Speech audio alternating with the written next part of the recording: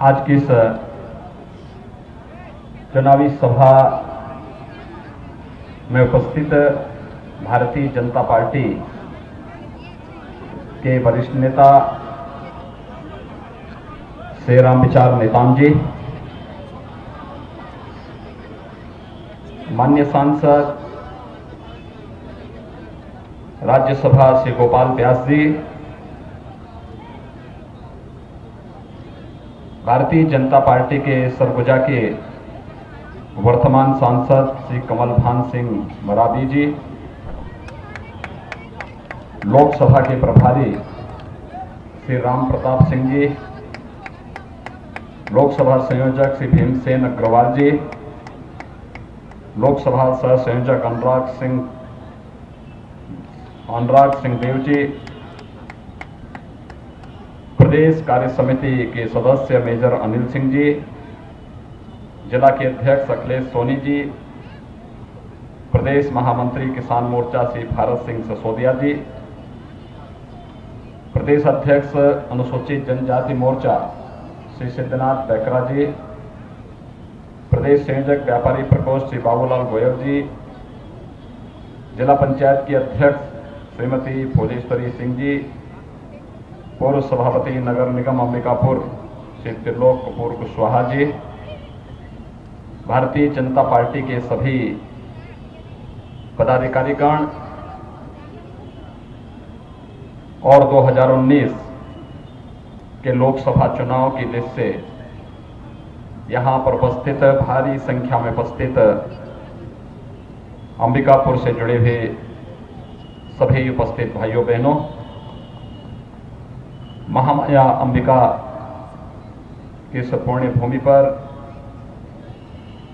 आप सबसे संवाद स्थापित करते हुए मैं महामाया अंबिका को इस वासंतिक नवरात्र के अवसर पर उनकी स्मृतियों को पूर्ण नमन करते हुए आप सबको वासंतिक नवरात्र की हृदय से बधाई देता हूं, अपनी शुभकामनाएं देता हूं। भाइयों बहनों, हम सब के लिए छत्तीसगढ़ का यह क्षेत्र अत्यंत महत्वपूर्ण क्षेत्र है। भारत का कोई भी आस्थावान व्यक्ति जो भारत के प्रति, भारत की परंपरा, भारत की संस्कृति के प्रति सम्मान का भाव रखता है, उनके लिए यह क्षेत्र महामाया के कारण, मर्यादा पुरुषोत्तम भगवान श्री राम के कारण अत्यंत ही महत्वपूर्ण है। हम सब जानते हैं 14 वर्ष के वनवास के अपने कार्यकाल के दौरान मर्यादा पुरुषोत्तम भगवान श्री राम ने अपने जीवन के कुछ महत्वपूर्ण पल इस क्षेत्र में राम राज्य की स्थापना की नींव रखने के लिए व्यतीत किए थे। त्रेता युगीन स्मृतियों से जुड़ा हुआ यह क्षेत्र यहां के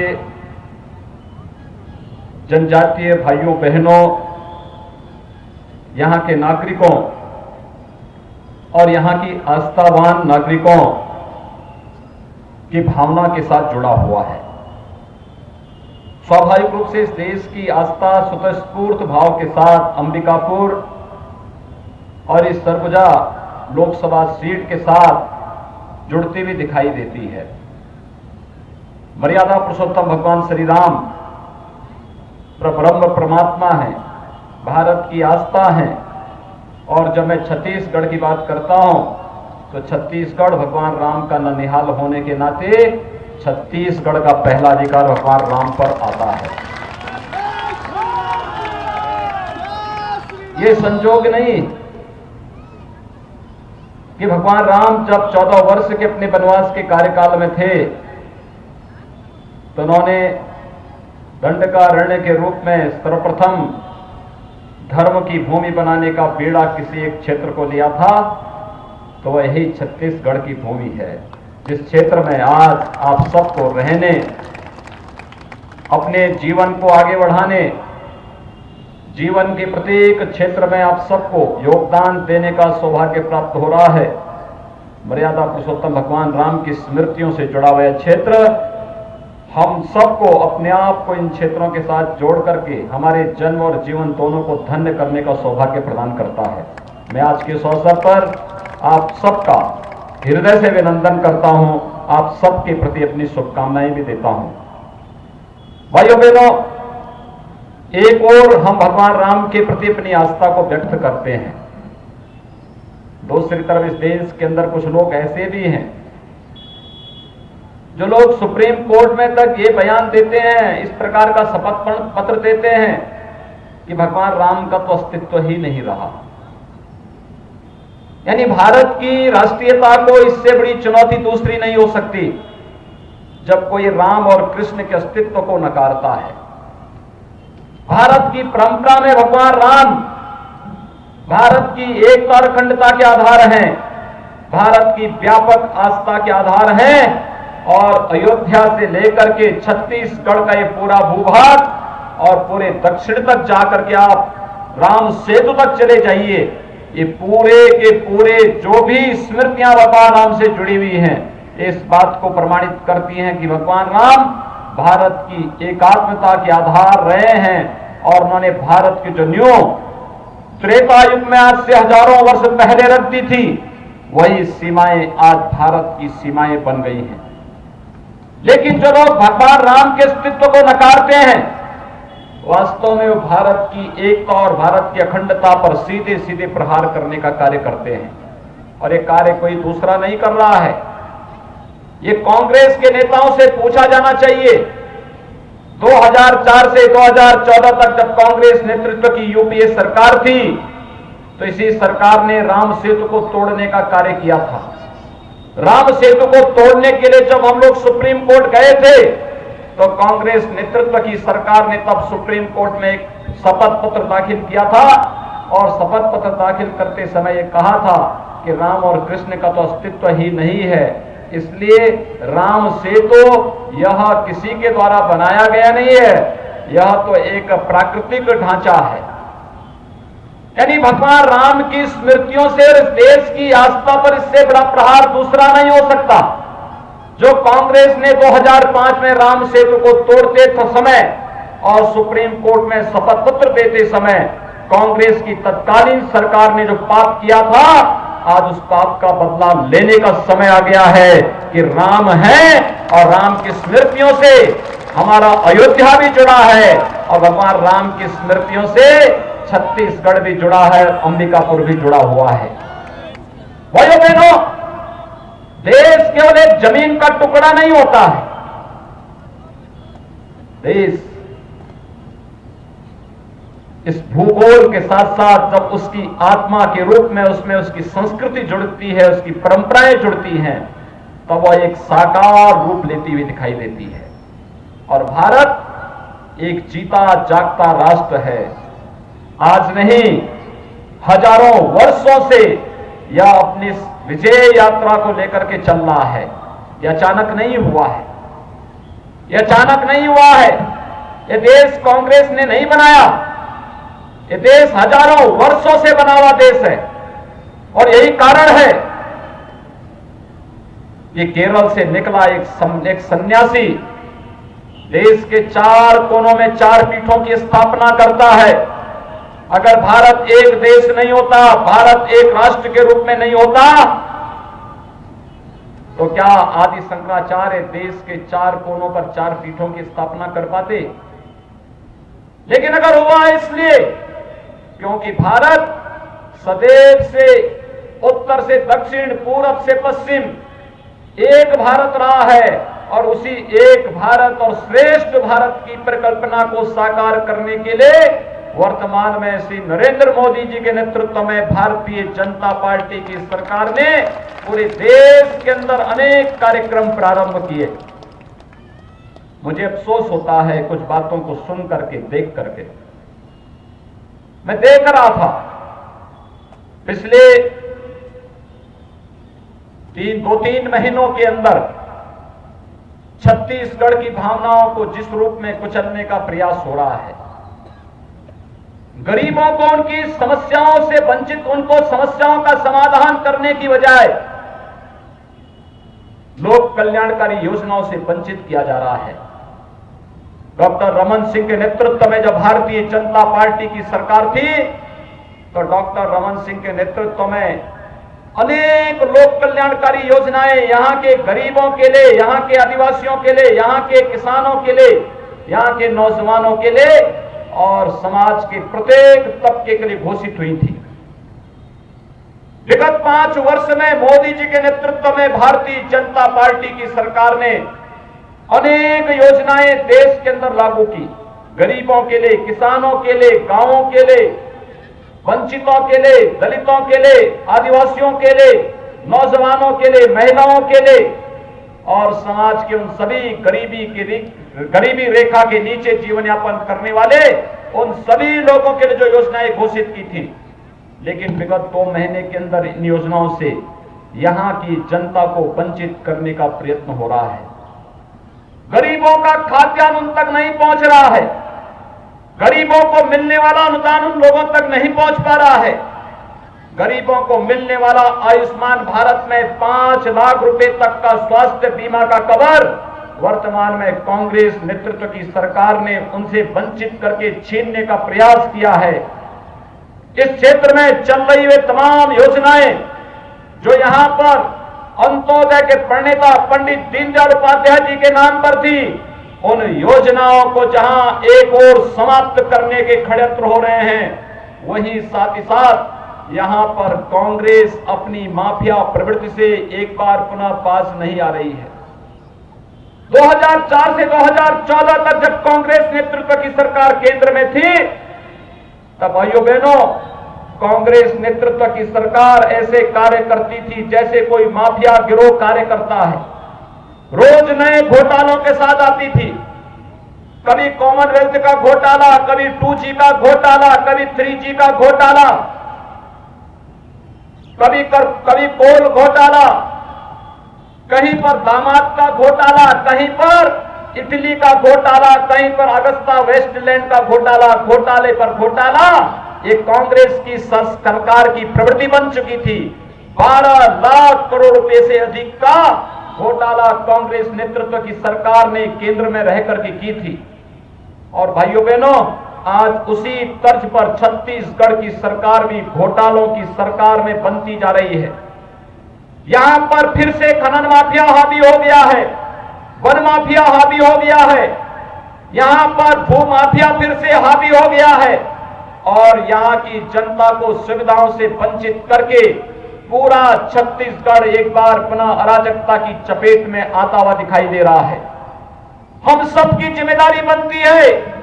भाइयों बहनों, आपने कांग्रेस का घोषणा पत्र देखा होगा। एक तरफ कांग्रेस का घोषणा पत्र, ऐसे लगता है जैसे कांग्रेस का हाथ देशद्रोहियों के साथ। घोषणा पत्र के साथ ही कांग्रेस ने नक्सलवाद को, आतंकवाद को, अलगाववाद को बढ़ाने के लिए वे सारे के सारे कारनामे अपने घोषणा पत्र में समाहित कर दिया है। और ऐसा लगता ही नहीं कि ये किसी राष्ट्रीय दल का घोषणा पत्र है। कांग्रेस का घोषणा पत्र ऐसे लगता है जैसे कांग्रेस ठान चुकी है कि कांग्रेस का हाथ देशद्रोहियों के साथ। और आज इसी का दुष्परिणाम है, छत्तीसगढ़ में एक बार फिर से नक्सलियों ने सिर उठाना प्रारंभ कर दिया है। अभी हाल ही में भारतीय जनता पार्टी के विधायक की निर्मम हत्या होना, हमारे बहादुर जवानों पर फिर से हमले होना, इस बात को साबित करता है कि सरकारें आतंकवाद और नक्सलवाद के प्रति छत्तीसगढ़ की सरकार जितनी गंभीरता दिखानी चाहिए थी, उस गंभीरता का अभाव है। भाइयों बहनों, ये हमले केवल किसी व्यक्ति और किसी राजनीतिक पार्टी पर नहीं है, ये भारत की राष्ट्रीयता पर प्रहार हो रहे हैं। हम सबको इसका जवाब देने के लिए तैयार होना होगा। अराजकता का माहौल एक बार पुनः छत्तीसगढ़ के अंदर देखने को मिल रहा है। कानून व्यवस्था की स्थिति तार तार होती हुई दिखाई दे रही है।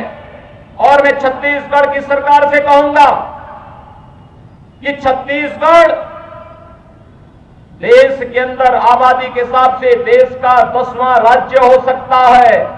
और अगर कानून व्यवस्था की स्थिति को आपको देखना है तो उत्तर प्रदेश में आइए। मात्र 2 वर्ष में हम लोगों ने देश की बेहतरीन कानून व्यवस्था देश के सबसे बड़े राज्य में करके दिखाई है। कैसे कानून व्यवस्था की स्थिति होनी चाहिए। अपराधी के लिए या तो जगह जेल में है या अपराधी की जगह राम नाम सत्य है कि यात्रा में चली गई है, बाकी उसके लिए कोई दूसरी जगह नहीं है। लेकिन जब अपराधी सत्ता के संरक्षण में एक करके अराजकता पैदा करेंगे, सत्ता का संरक्षण प्राप्त करेंगे, सत्ताधारी राजनेताओं के शागिर्द बनकर के गरीबों पर अत्याचार ढाएंगे और सरकारें मौन बनी रहेंगी, तो भाइयों बहनों ये अराजकता की स्थिति देखने को मिलती है। आज आवश्यकता है, छत्तीसगढ़ के लोगों ने गलती की विधानसभा चुनाव में, आज पश्चाताप सबके चेहरे पर देखने को मिलता है कि अगर भारतीय जनता पार्टी की सरकार होती तो गरीब कल्याण के लिए चल रही योजनाओं से वो वंचित नहीं होती। अगर भारतीय जनता पार्टी की सरकार होती तो ये माफिया जिस तरीके से हावी हो रहे हैं, ये माफिया इस तरीके से हावी नहीं होते। अगर भारतीय जनता पार्टी की सरकार होती तो नक्सलवाद सिर चढ़ करके बोल करके भारतीय जनता पार्टी के विधायक हो या राजनीतिक कार्यकर्ताओं की इस प्रकार से साहस नहीं करते। भाइयों बहनों, जो गलती छत्तीसगढ़ में हुई, उस गलती को मैं छत्तीसगढ़ के मतदाताओं से अपील करूंगा, उस गलती को कभी भी लोकसभा चुनाव में न करना। लोकसभा का चुनाव, कमल के चुनाव चिन्ह पर मिलने वाला आपका एक एक वोट, भारतीय जनता पार्टी के प्रत्याशी को आपका मिलने वाला एक एक वोट, यह सीधे सीधे नरेंद्र मोदी जी को देश का प्रधानमंत्री बनाएगा। अगर आप देखेंगे पूरे देश के अंदर, पूरी दुनिया के अंदर मोदी जी के नाम की एक लहर है। उत्तर में, दक्षिण में, पूरब में, पश्चिम में, महिला हो, पुरुष हो, जवान हो, बुजुर्ग हो, किसी से भी आप पूछिए प्रधानमंत्री कौन होना चाहिए, सबके मुंह पर एक आवाज आती है। हर एक व्यक्ति कहता है प्रधानमंत्री के रूप में मोदी जी आने चाहिए। हर एक व्यक्ति की एक ही बात कहता है, मोदी जी आने चाहिए। और मोदी जी इसलिए आने चाहिए, याद करिए कांग्रेस की सरकार थी, डॉक्टर मनमोहन सिंह देश के प्रधानमंत्री थे और उनसे पूछा गया कि आखिर इस देश में सरकार कैसे कार्य करेगी, तो उन्होंने एक झटके में कांग्रेस के संस्कार के अनुरूप बोल दिया था कि देश के संसाधनों पर पहला अधिकार मुसलमानों का है। भाइयों बहनों, कोई सरकार अगर देश के संसाधनों को जाति, मत, मजहब, क्षेत्र और भाषा के आधार पर बांटती है, ये लोकतंत्र के लिए सबसे ज्यादा खतरनाक है। और इसीलिए जब मोदी जी प्रधानमंत्री बने तो मोदी जी ने कहा था कि देश के संसाधनों पर पहला अधिकार इस देश के गांवों का है, इस देश के गरीबों का है, इस देश के किसानों का है, इस देश के दलितों का है, इस देश के आदिवासियों का है, इस देश के नौजवानों का है और इस देश की महिलाओं का है। और सबके लिए उन्होंने उस प्रकार की योजनाएं बनाई। गांवों के विकास के लिए आपने देखा होगा कांग्रेस की सरकार के समय गांवों के लिए पैसा नहीं जाता था, आज तो हर गांव में पैसा जा रहा है। हर गरीब के खाते खोल दिए गए। स्वर्गीय राजीव गांधी बोलते थे 100 रुपया भेजता हूं, नीचे 10 ही रुपया पहुंचता है। 90 रुपये में तो कांग्रेस के दलाल डकैती डाल लेते हैं, हजम कर जाते हैं, गरीब तक पैसा ही नहीं पहुंचता है। मोदी जी ने कहा 100 रुपया भेजूंगा, ये 100 रुपया सीधे गरीब के खाते में जाएगा और प्रधानमंत्री जनधन योजना में हर गरीब का खाता खोला गया। 37 करोड़ गरीबों के खाते खोले गए। ये आजादी के बाद पहली बार हुआ। पूछे थी राहुल गांधी से, जो लोग कांग्रेस 60 वर्ष तक देश में शासन की, गरीबों का खाता नहीं खोल पाई, गरीबों के हक पर डकैती जो कांग्रेसी डलवाते थे, आज वे विकास क्या कर पाएंगे, गरीबी क्या हटा पाएंगे। यह कार्य ईमानदारी से किसी ने किया, भारतीय जनता पार्टी की सरकार नरेंद्र मोदी जी के नेतृत्व में यह कार्य मोदी जी ने किया है।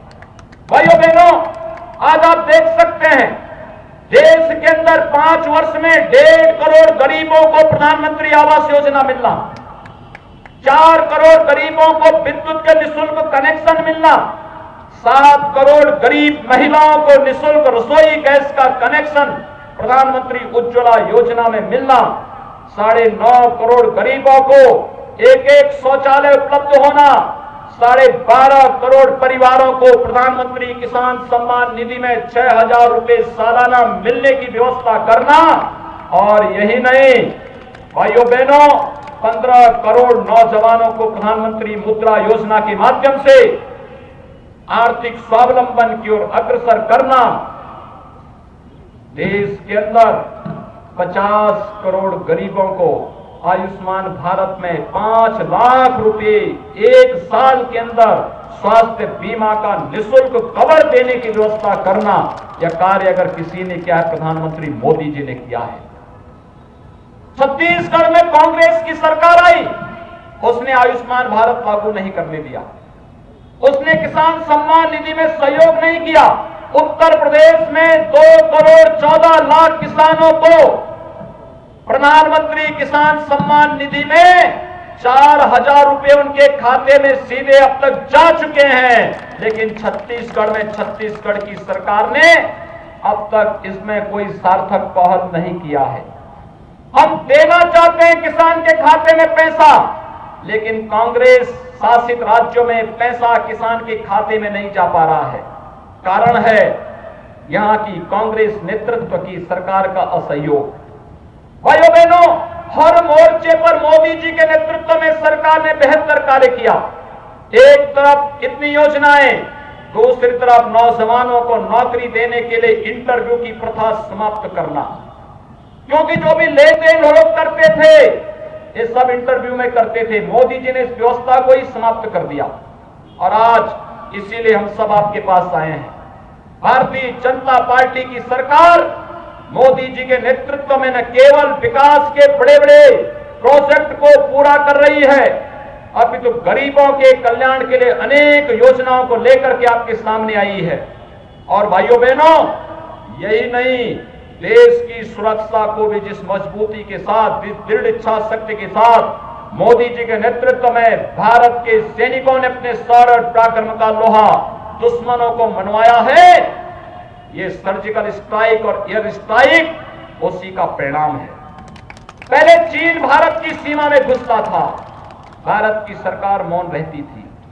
पहले पाकिस्तान भारत के सैनिकों का सिर काट करके लेके जाता था, सरकार मौन रहती थी। और आज जब पुलवामा की घटना घटित होती है, तो पुलवामा की घटना के बाद प्रधानमंत्री मोदी जी का बयान पढ़िए।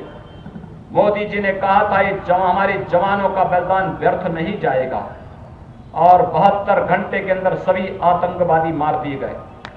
10वें दिन ये आतंकवाद का कहां पे नाभि है, रावण की नाभि पर ही हम तीर चलाएंगे, उसकी नाभि के अमृत कलश को नष्ट कर डालेंगे, सुखा डालेंगे। इस लक्ष्य को लेकर के बालाकोट पाकिस्तान में जो हमला किया, आतंकी कैंप तो नष्ट हुए ही हुए, आज पाकिस्तान की भाषा भी बदल गई है। ये होती है देश के अंदर शासन करने का गुण, दुश्मन की भाषा बदल गई है। और इसलिए भाइयों बहनों, हम सब आज आपके पास इसीलिए आए हैं। एक तरफ नरेंद्र मोदी जी के नेतृत्व में यशस्वी नेतृत्व पूरे देश को आगे बढ़ाने की क्षमता के साथ, आपको आगे बढ़ाने के लिए आज मोदी जी आपके सामने हैं। भारतीय जनता पार्टी की सरकार ने घोषणा की है, केंद्र में पुनः सरकार बनेगी, आतंकवाद, नक्सलवाद, अलगाववाद के खिलाफ जीरो टॉलरेंस की नीति पर कार्य करेंगे, पूरी तरीके से इनका उन्मूलन करेंगे। जहां यह घोषणा भारतीय जनता पार्टी नेतृत्व की भारतीय जनता पार्टी गठबंधन ने किया है, वहीं साथ ही साथ आज भाइयों बहनों, लघु और सीमांत किसानों को पहले चरण में किसान सम्मान निधि से कवर किया गया है। शेष किसानों को भी चुनाव के बाद उसके साथ जोड़ने की योजना और घोषणा पत्र में इस बात का संकल्प भारतीय जनता पार्टी के किसानों के प्रति किसान हितैषी नीतियों को प्रदर्शित करता है। आज देश के अंदर जो क्रांतिकारी बदलाव देखने को मिल रहा है, एक नया विश्वास, एक सुरक्षा का माहौल पूरे देश के अंदर जो बना है, यह इसलिए बना है क्योंकि यशस्वी नेतृत्व देश के अंदर है और इसलिए आप सबसे अपील करने के लिए आए हैं। आज चुनाव किसी व्यक्ति के लिए नहीं, देश के लिए है। प्रधानमंत्री मोदी जी बने, इस देश की हर जवान से एक ही आवाज है, हर जुबान एक ही बात बोलती है और वह है मोदी मोदी मोदी की एक ही आवाज है। जो कार्य कांग्रेस की सरकार के लिए, अन्य सरकारों के लिए नामुमकिन था, आज भाइयों बहनों नामुमकिन अब मुमकिन है, क्योंकि मोदी है तो, क्योंकि मोदी है तो, क्योंकि मोदी है तो। और इसलिए मैं आप सबसे अपील करूंगा, जब मोदी जी के लिए सब कुछ मुमकिन है तो फिर हम सबका संकल्प होना चाहिए। इतनी भारी संख्या में आप हैं, अगर आप पूरे संसदीय क्षेत्र में अभी से एक एक कार्यकर्ता 10-10 परिवारों की जिम्मेदारी लेकर के मतदान करने के लिए प्रेरित कर सकें, मैं विश्वास के साथ कह सकता हूं कि इस संसदीय क्षेत्र में भारतीय जनता पार्टी का प्रत्याशी श्रीमती रेणुका सिंह जी कांग्रेस प्रत्याशी की जमानत जब्त करवा देंगे। और भाइयों बहनों, वह स्थिति हम सबको तैयार करनी है और मैं आप सबसे अपील करूंगा, कमल चुनाव चिन्ह पर जाने वाला एक एक वोट मोदी जी को पड़ने वाला वोट होगा।